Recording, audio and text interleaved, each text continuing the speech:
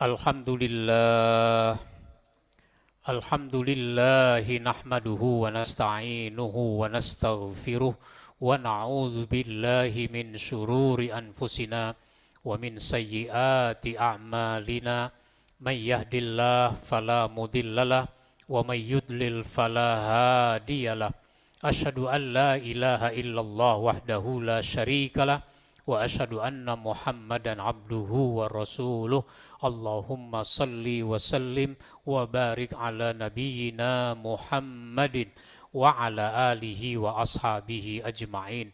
Amma ba'du fa ya ibadallah usikum wa nafsi bitaqwallah wa ta'atihi la'allakum tuflihun.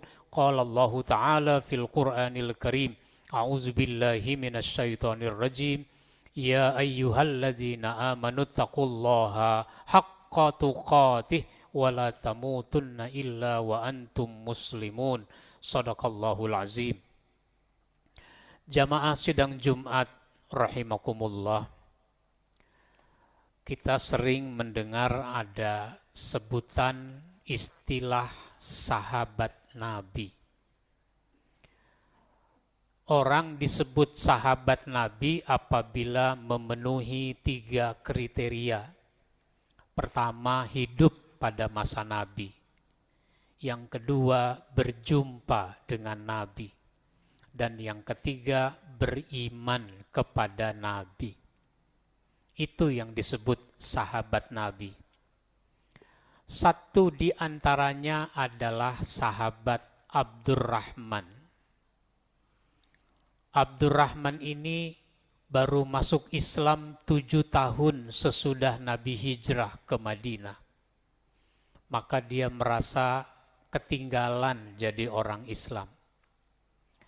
Makanya dia ingin mengejar ketertinggalannya itu. Maka dia menghabiskan sebagian besar waktunya bersama Nabi.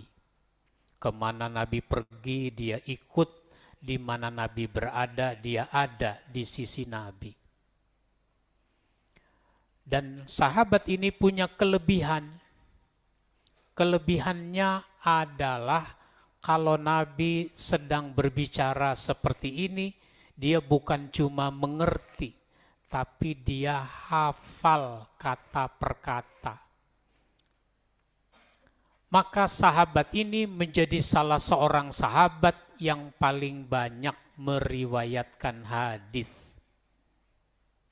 Kalau kita baca buku-buku hadis, kitab-kitab hadis, mesti ketemu hadis yang diriwayatkan dari sahabat Abdurrahman ini.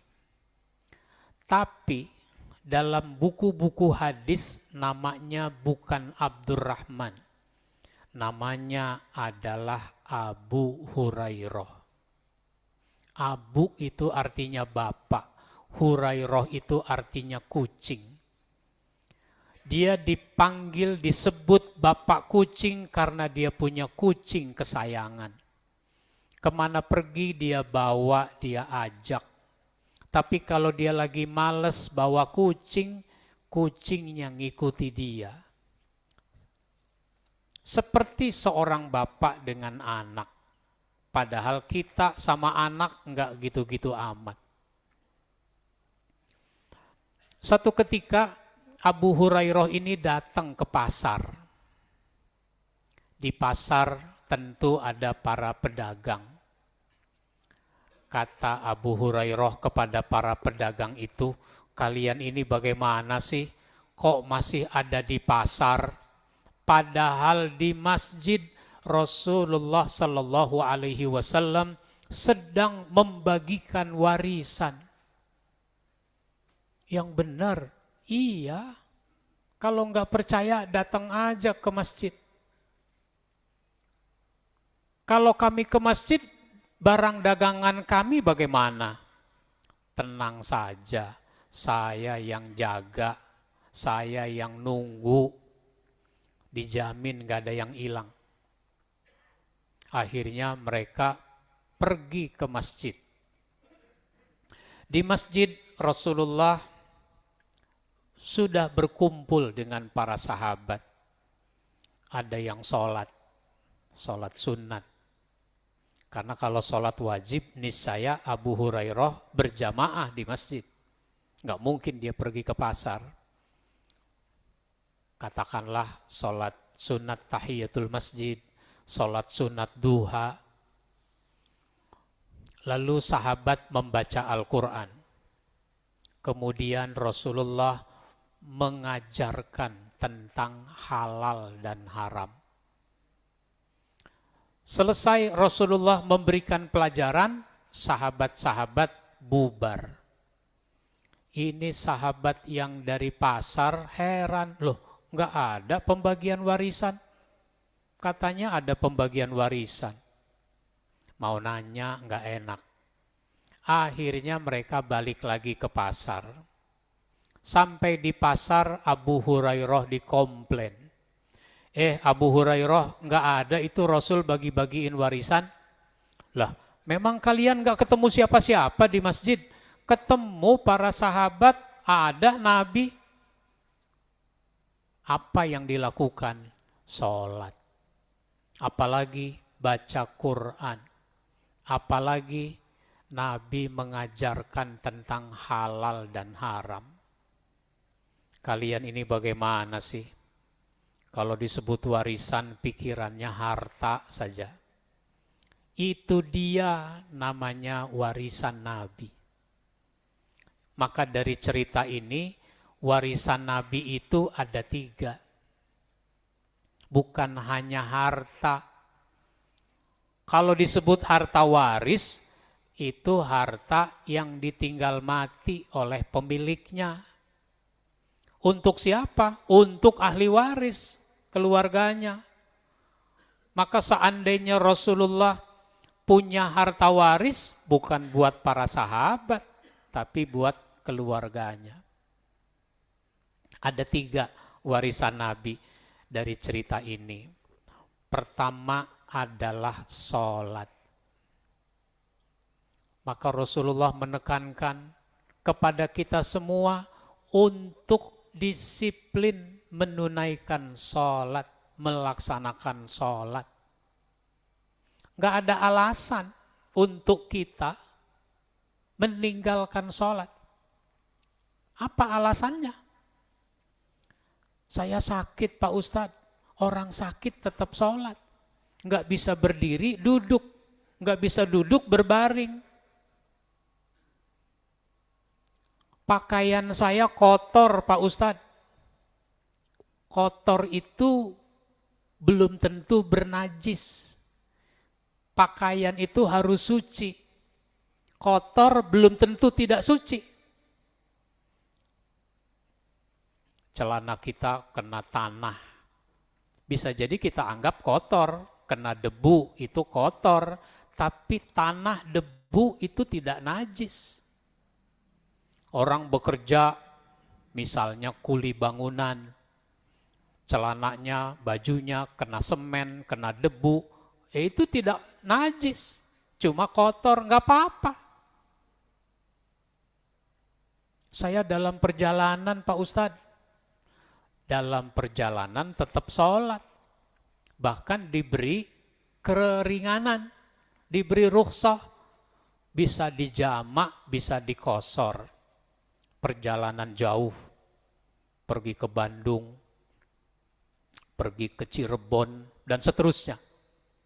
Bisa dijamak, digabung 2 waktu sholat ke dalam 1 waktu. Bahkan bisa dikosor, dipendekkan, 4 rakaat jadi 2 rakaat. Sehingga setelah sholat zuhur, iqomat lagi, langsung sholat asar. Sholat zuhurnya 2 rakaat, sholat asarnya 4 rakaat. Meskipun nanti kita sudah sampai di tujuan sebelum asar, kita sudah tidak perlu sholat asar karena sudah. Saya sibuk Pak Ustadz. Sibuk apa? Makan sempat lagi sibuk. Kenapa sholat tidak sempat? Lagi rapat. Permisi untuk ke toilet bisa. Masa permisi untuk sholat tidak bisa? Dan seterusnya. Jadi tidak ada alasan untuk kita meninggalkan sholat. Sampai kalau kita punya anak, suruh anak kita sholat ketika berumur 7 tahun. Belum wajib 7 tahun untuk sholat, tapi dalam rangka pembiasaan.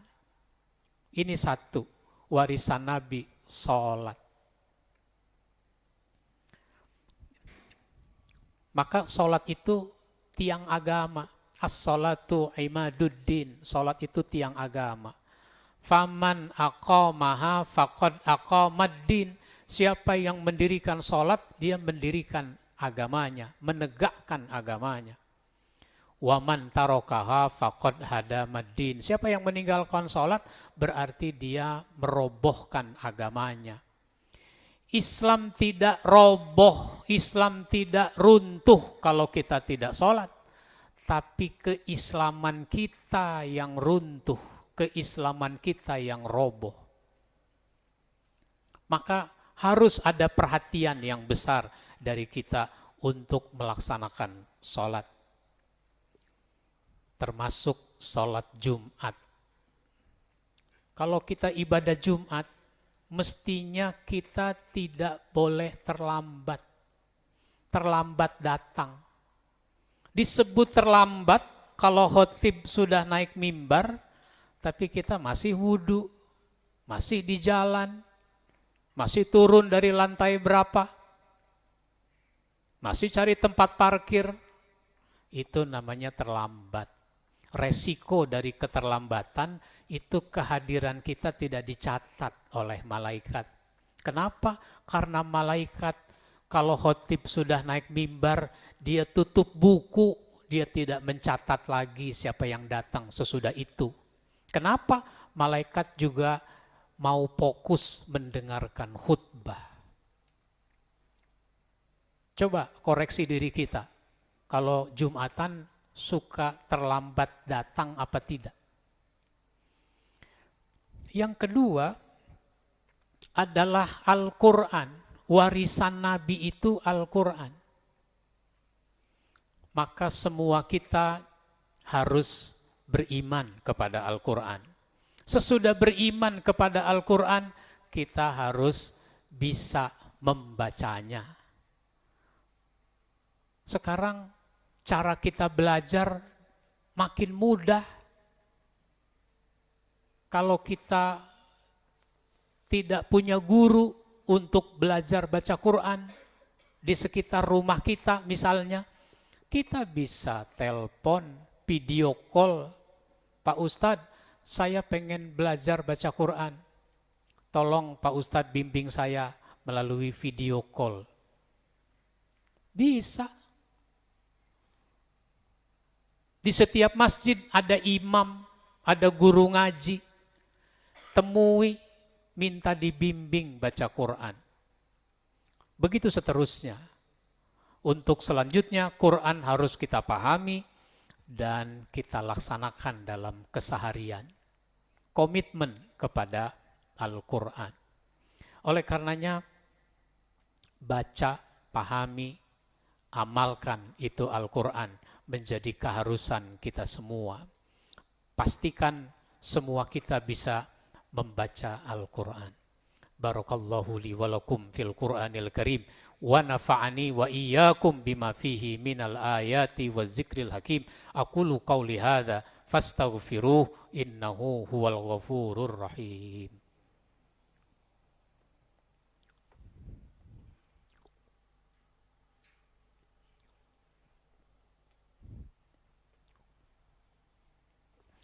Alhamdulillah, alhamdulillahi wahdah, sadaqa wa'dah, wa nasara abdah, wa a'azza jundahu wa hazamal ahzaba wahdah.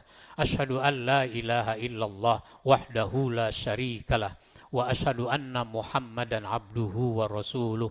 Allahumma salli wa sallim wa barik ala nabiyyina Muhammadin wa ala alihi wa ashabihi ajma'in. Amma ba'du fa ya ibadallah usikum wa nafsi bitaqwallah wa ta'atihi la'allakum tuflihun. Qala Allah Ta'ala fil Qur'anil Karim, a'udzu billahi minasyaitonir rajim, ya ayyuhalladzina amanu taqullaha haqqa tuqatih wa la tamutunna illa wa antum muslimun. Shadaqallahul azim. Jamaah sidang Jumat rahimakumullah. Yang ketiga, warisan Nabi dalam cerita ini adalah ilmu tentang halal dan haram. Ini sesuatu yang sangat prinsip, halal dan haram. Kalau kita sholat, kita memulainya dengan takbiratul ihram. Takbir yang menyebabkan kita diharamkan sesuatu yang awalnya halal, tapi kalau sudah Allahu Akbar, itu bisa jadi haram. Makan, minum, berbicara, sebagus apapun itu bicara, kalau sudah memulai sholat, udah haram berbicara. Jamaah haji, atau kalau orang umroh, itu dimulai dengan ihram, berihram. Ihram itu adalah pengharaman. Seorang haji, orang sudah umroh, dia sudah siap untuk meninggalkan apa saja yang diharamkan. Diakhiri dengan tahallul. Tahallul itu artinya halal, penghalalan. Siap meninggalkan yang diharamkan dan hanya mau melakukan sesuatu kalau memang itu halal. Ini prinsip halal haram. Maka Rasul ajarkan, Rasul tanamkan kepada para sahabat agar memegang prinsip halal dan haram. Yang halal dilakukan, silahkan. Yang haram ditinggalkan. Meskipun kita sangat menginginkannya. Sekarang banyak orang tidak peduli urusan hukum. Halal haram yang penting dapat, yang penting enak, yang penting banyak. Nggak peduli hukumnya halal atau haram. Tapi Rasul mengajarkan pegang prinsip. Kalau halal silahkan, kalau haram tinggalkan. Maka dulu Umar bin Khattab jadi khalifah. Waktu jadi khalifah, dia suka datang ke kampung-kampung. Datang ke satu kampung, dia berjumpa dengan seorang penggembala. Umar ingin tahu seberapa bagus kualitas keimanan orang ini. Kata Umar, saya haus dan lapar. Tolong dong bagi saya susu kambing yang engkau gembalakan itu. Kata si penggembala, tidak tuan, saya tidak berhak memberikan susu ini pada orang lain. Umar ambil uang dari sakunya. Bagaimana kalau saya beli saja? Menjualnya pun saya tidak berhak, karena ini bukan punya saya. Atau begini saja, Umar ambil lagi uang lebih banyak, seharga seekor kambing. Kalau sekarang seekor kambing Idul Adha, ada yang 3 juta, 3,5 juta, ada yang lebih dari itu. Bagaimana kalau saya beli aja seekor kambing, biar susunya nanti saya peras sendiri? Tuan, susunya saja saya tidak berhak menjual, apalagi kambingnya. Emang ini punya siapa? Ini kambing punya majikan saya. Saya hanyalah bekerja sebagai penggembala dan saya sudah dikasih upah. Tuanmu tahu nggak berapa jumlah kambingnya? Saya perhatikan ini kambing banyak. Tuan saya orangnya sibuk, kayaknya dia nggak tahu berapa jumlahnya. Dia nggak pernah ngitung, apalagi begitu. Seandainya dia tahu, lalu dia tanya, kambing kok satu nggak ada? Kan kamu bisa bilang, kambing yang satu dimakan serigala. Tuan, Saya bisa saja mengatakan itu, tapi masalahnya adalah fa'ainallah, di mana Allah? Allah selalu mengawasi saya. Ini contoh orang yang tidak mau menghalalkan segala cara. Qala Allah Ta'ala fil Qur'anil Karim, A'udzu billahi minasyaitonir rajim. Innallaha wa malaikatahu yusalluna 'alan nabi ya ayyuhalladzina amanu sallu 'alaihi wa sallimu taslima.